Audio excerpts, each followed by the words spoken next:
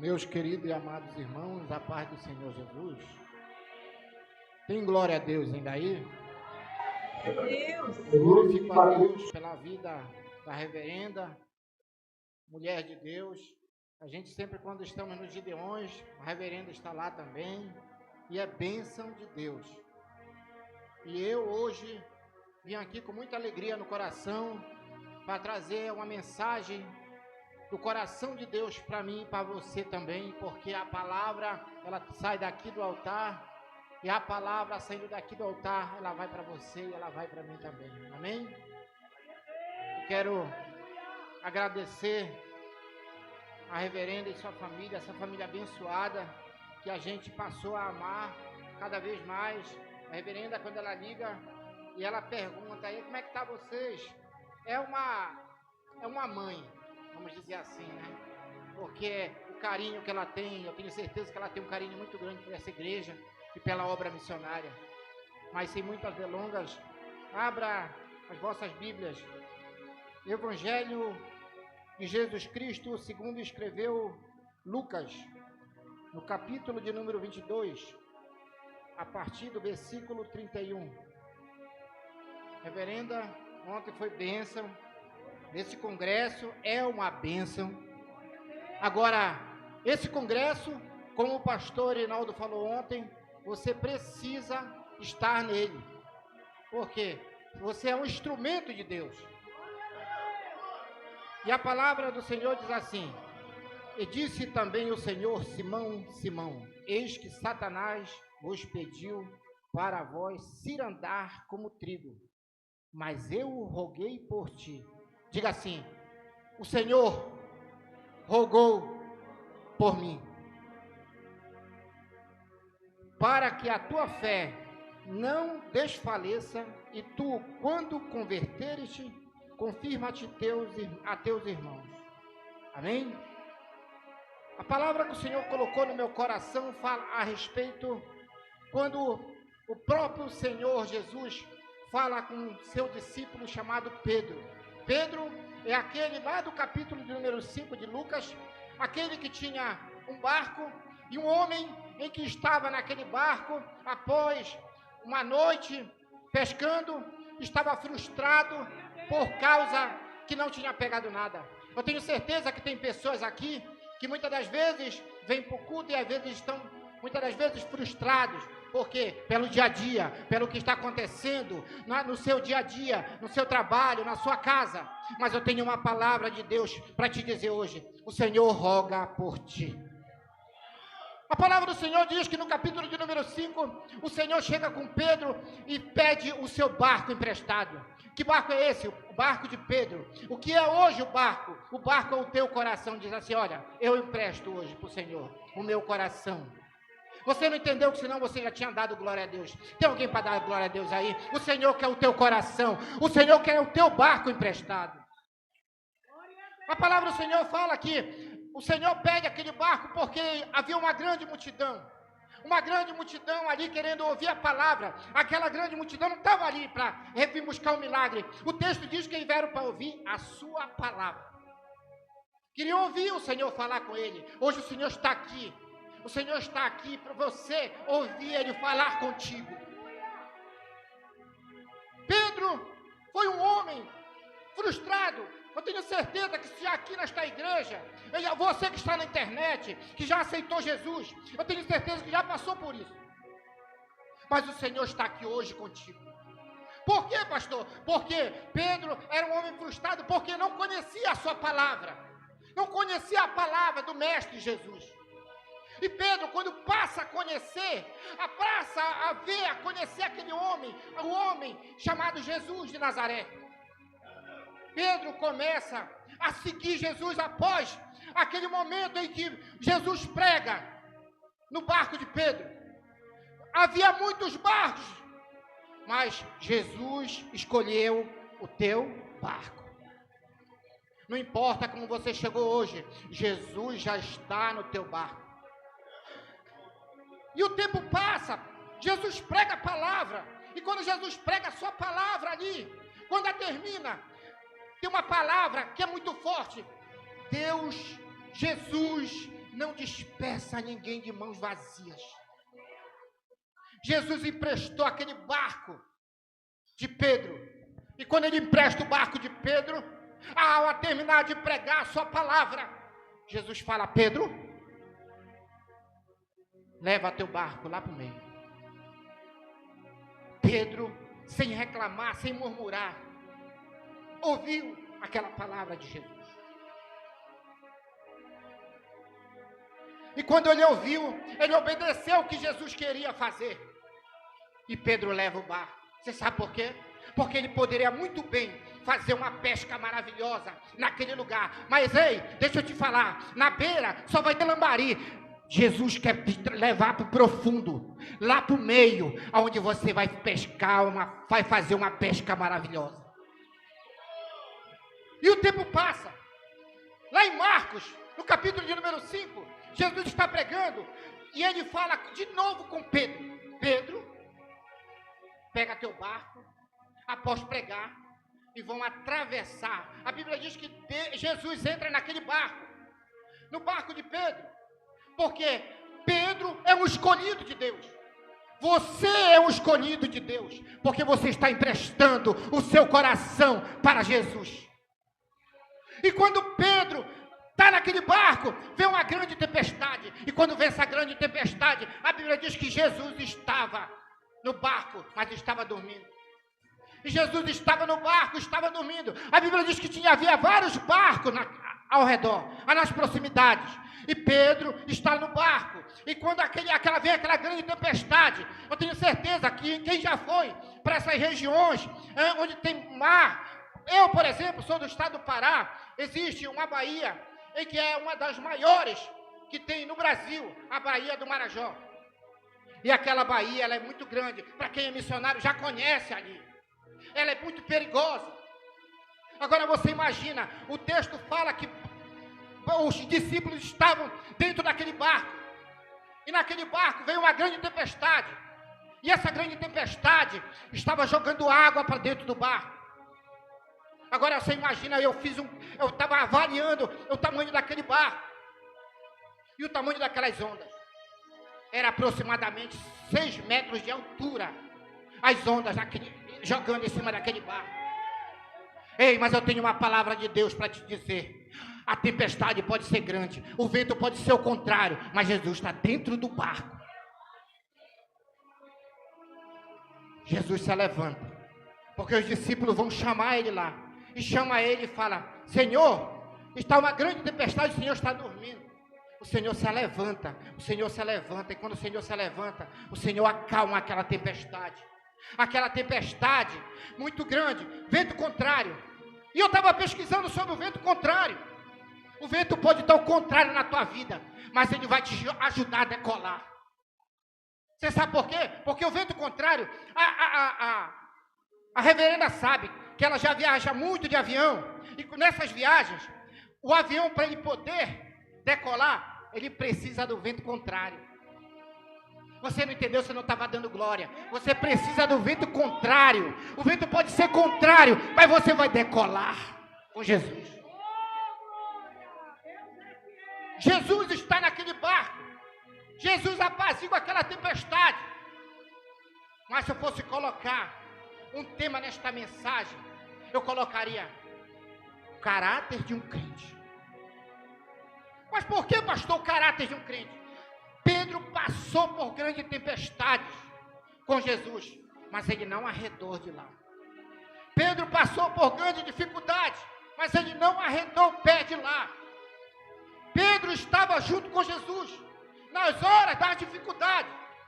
E Pedro, junto com Jesus na hora da dificuldade, Pedro estava lá. Não saia de perto de Jesus, porque a tempestade pode estar grande, mas Jesus está lá. Eu não sei o que você está passando, se é os teus filhos nas drogas, a tua filha que está desviada dos caminhos do Senhor. A tempestade pode estar grande, mas Jesus está lá. Jesus está contigo. Jesus está contigo. Não desiste, não. Não entrega teu barco para Satanás, porque a palavra do Senhor diz assim. E disse também o Senhor, disse: Simão, Simão, eu Eis que Satanás vos pediu para cirandar como trigo. O que é cirandar como trigo?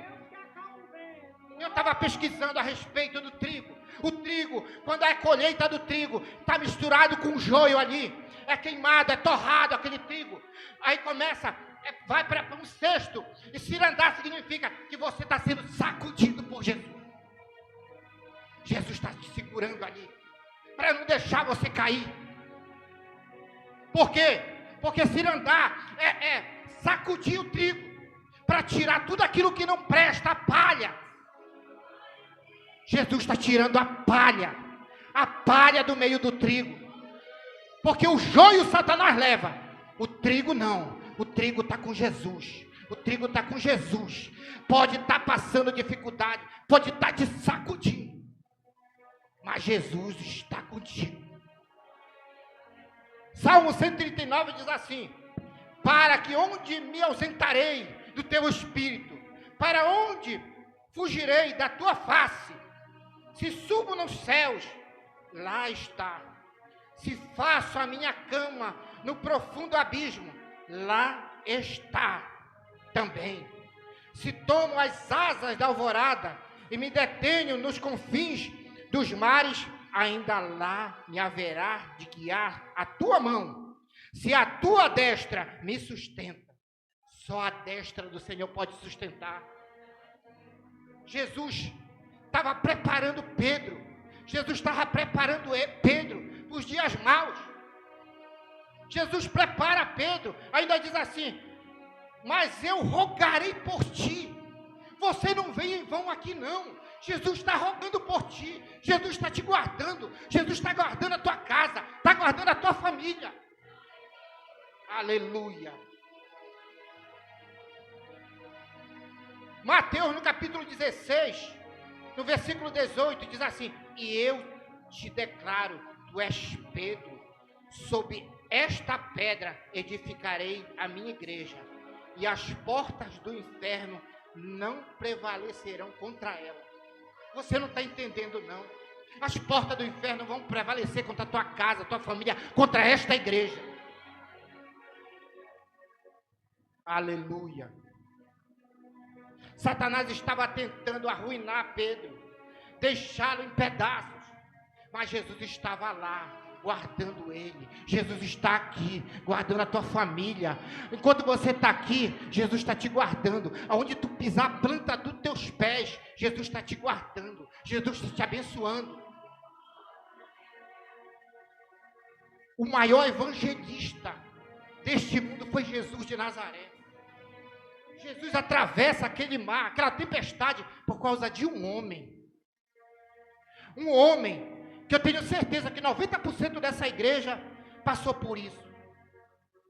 Foi um rejeitado, um endemoniado. Vivia no mundo aí, bebendo cachaça, usando droga. Mas Jesus te enxergou, Jesus está te vendo. Tem gente que diz assim: ah, mas eu nasci no Evangelho, graças a Deus. E para mim que não nasci no Evangelho? Para você que não nasceu no Evangelho, Jesus atravessou a tempestade para chegar até uma cidade chamada Gadara, 2.700 quilômetros, a Decápole, a província mais longe de Jerusalém.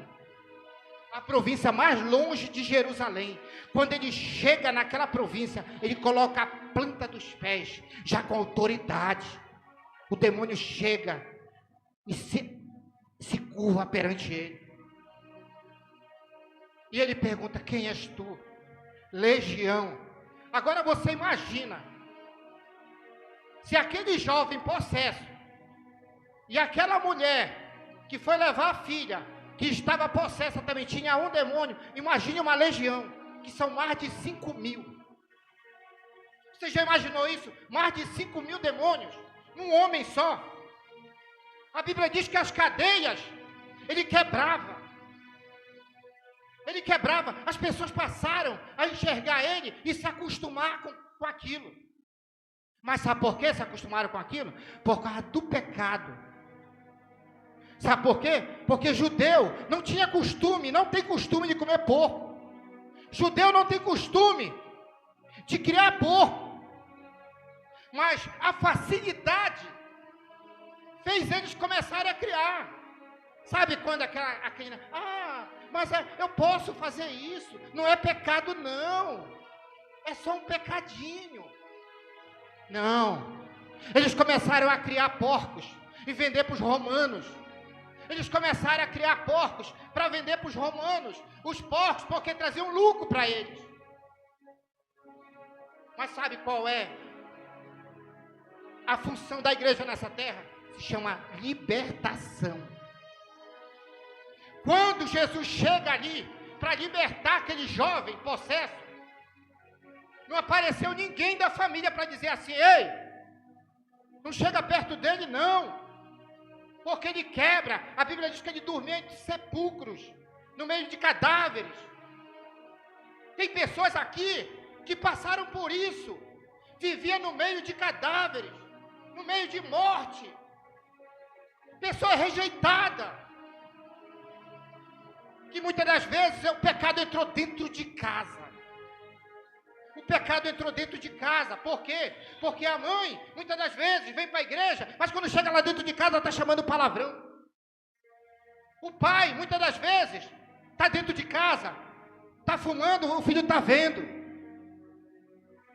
Que moral você vai ter se você não é exemplo para o seu filho? Essa geração de hoje, que as pessoas estão dizendo, que diz assim, adolescente, estão colocando como aborrecentes. Não, não é aborrecente não, é templo do Espírito Santo. A tua casa não é chiqueiro não, a tua casa é templo do Espírito Santo. Você é templo do Espírito Santo. Aleluia, labacandarabassurebecai. Você é templo do Espírito Santo, você não é chiqueiro não. O Senhor chegou aqui hoje para libertar a tua casa, a tua família, aonde tiver um parente teu, o Senhor está alcançando hoje. Oh, aleluia. O Senhor chega lá. Aqueles demônios pediram para Jesus: rogo-te que entramos nos porcos. E o Senhor deixou 6.000 demônios numa pessoa só. Vai para 2.000 porcos. Agora você imagina, uma pessoa com 6.000 demônios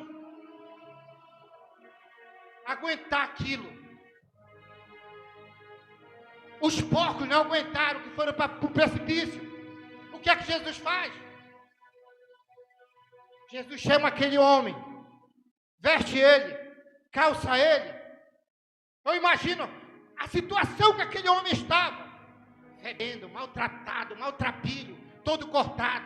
Mas quando Jesus chega, que você fica cheiroso, você fica curado, você fica liberto. Jesus chegou ali para libertar. E a igreja hoje não é diferente não. Mas tem um porém. Só é liberto quem quer libertação. Naquele momento, aquele jovem é liberto. A história passa em toda a região. E começam a falar: olha, tem um homem aí chamado Jesus de Nazaré. E ele veio aqui, ele libertou aquele jovem. E os demônios que estavam naquele jovem foram para os porcos. E quando vai para os porcos de quem? Eu imagino que naquele momento, até o pai daquele gadareno criava porcos. E eles vêm falar com Jesus, expulsar Jesus de Gadara. Não expulse Jesus da tua vida. Não expulsa Jesus da tua vida, que você vai ter que ter uma escolha. Ou escolhe os porcos, ou escolhe Jesus. E aquela cidade toda, a Bíblia diz que eles escolheram os porcos. Tem pessoas que estão escolhendo as imundícies, as babus de porco, para não querer Jesus. Eles escolheram os porcos, expulsaram Jesus. Aquele jovem queria com Jesus, porque mal sabe aquela pessoa que está passando luta, só sabe que ele está passando prova para querer Jesus, porque quem não está passando não quer saber não. Aquele jovem fala, eu quero ir contigo. Jesus fala, não, você fica aí. Jesus mandou aquele jovem ficar por quê? Porque precisava de um missionário lá para pregar o evangelho. Porque muitas das vezes a igreja sai para evangelizar, não consegue entrar naquela casa, mas você que está lá dentro, você consegue pregar o evangelho para sua família. E mas de que forma, pastor? Com as suas atitudes, com o seu caráter. Não precisa falar muito não, só as tuas atitudes, só o teu caráter, a sua maneira de viver. Não é chegar lá em casa, na tua casa, começar a brigar não. Ah, você não vai para a igreja, porque você vai morrer, você vai para o inferno. Não, basta você chegar, ficar caladinho, fica calado, não fala nada não, só a tua atitude, o teu caráter vai fazer a mudança dentro da tua casa. Muitas das vezes a mulher chega com o marido bebe, assim eu passei por isso. Uma vez eu cheguei em casa, bêbado, 5 dias fora de casa, todo mundo dizendo, é dessa vez que ela larga dele. Era dessa vez que ela vai largar dele. E eu subi na casa da minha mãe, tem uma áreazinha assim em cima. Eu bêbado, subi lá, me sentei e dormi. A minha esposa chegou do trabalho. Todo mundo falando, aproveita, olha, tá vendo só? Tá endemoniado, passa a semana toda fora. A minha esposa foi lá, me pegou pelos braços, eu não lembro. Só lembro que eu acordei no outro dia, deitado na cama, limpo, cheiroso. E eu acordei, ela falou, amor, de você eu não desisto. Mãe não deixa de ser mãe, pai não deixa de ser pai, filho não deixa de ser filho. Não desista da tua casa, da tua família, do teu filho.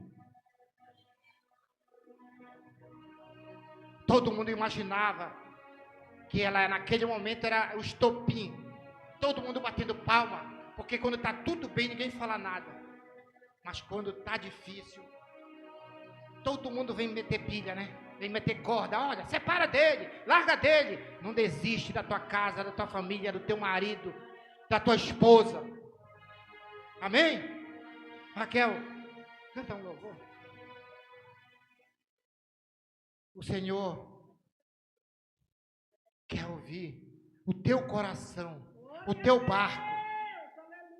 Porque quando Jesus está sendo preso no Getsêmani, Pedro pega a sua espada, tira da bainha, corta a orelha de Malco. O filho, um jovem que estava se preparando para ser sacerdote. E quando ele corta aquela orelha que cai no chão, o Senhor fala, Pedro, embanha a tua espada. Eu imagino assim que Jesus pega a orelha de Malco e diz, Malco, eu não vim aqui para destruir sonhos, eu vim aqui para ressuscitar sonhos. E coloca a orelha de Malco no lugar. Jesus veio aqui hoje para ressuscitar teus sonhos. Amém? Agradeço a minha oportunidade. Glória a Deus. Aleluia, Jesus. Meus irmãos, a paz do Senhor, amém? Com a permissão da reverenda, coloque-se sobre seus pés nesse momento, porque você é geração eleita, povo exclusivo de Deus. Aleluia, Jesus. Santo é o nome do Senhor, aleluia. Nessa noite você vai declarar que você pertence somente a Ele. Você vai dizer, eis-me aqui, Senhor. Eis-me aqui para ouvir a Tua voz. Eis-me aqui para ouvir o Teu chamado. Aleluia, Jesus.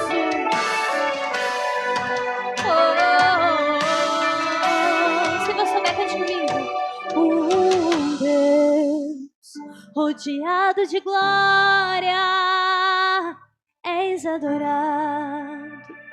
24 horas os serafins cantam, Santo, Santo, incansavelmente, Santo, Santo.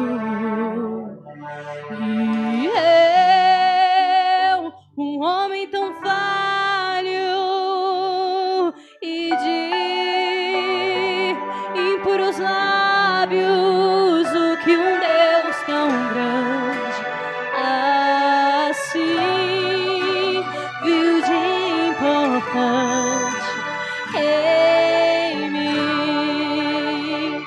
Então me toca com essas brasas do altar e me transforma, vem me purificar. Então me toca com essas brasas do altar e me transforma, vem me purificar. Levante as suas mãos e declare: eis-me aqui, estou disponível, então usa-me. Me fiz exclusivo só pra te servir. Envia-me.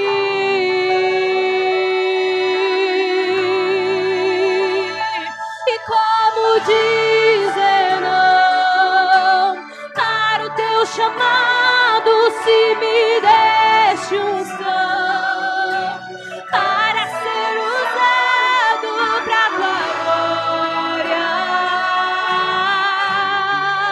somente pra tua glória.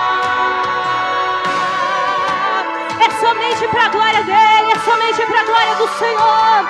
Então levanta suas mãos, declare, então me toca. Então me toca com essas brasas do altar e me transforma, vem me purificar. Então me toca com essas brasas do altar e me transforma, vem me purificar. Declare: eis-me aqui, estou disponível, então usa-me. Me fiz exclusivo só pra te servir, meu Deus, envia-me.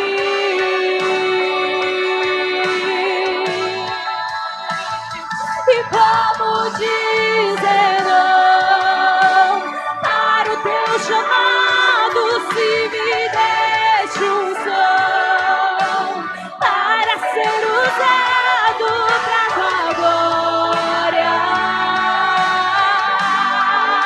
somente pra tua glória. É somente pra glória dele, é somente pra glória dele, oh, somente pra tua glória. Então, se você é geração eleita, levante suas mãos. Levante suas mãos nessa noite. Você vai dizer que você é geração eleita. Diga: geração eleita, eis-me aqui. Sacerdócio real, eis-me aqui. Povo exclusivo de Deus, eis-me aqui.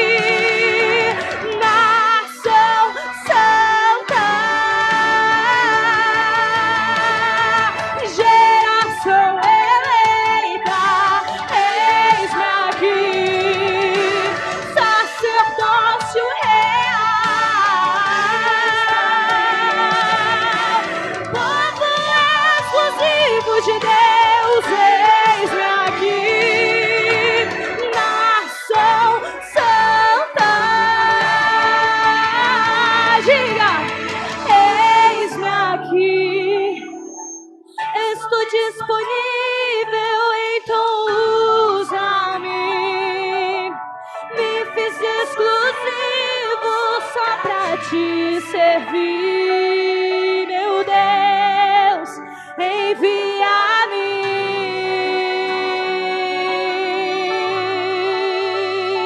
E como dizer não para o teu chamado, se me deste unção para ser usado pra tua glória, somente pra tua glória. somente pra tua glória, somente pra tua glória, é somente pra glória do Senhor, é somente pra glória do Senhor, oh aleluia.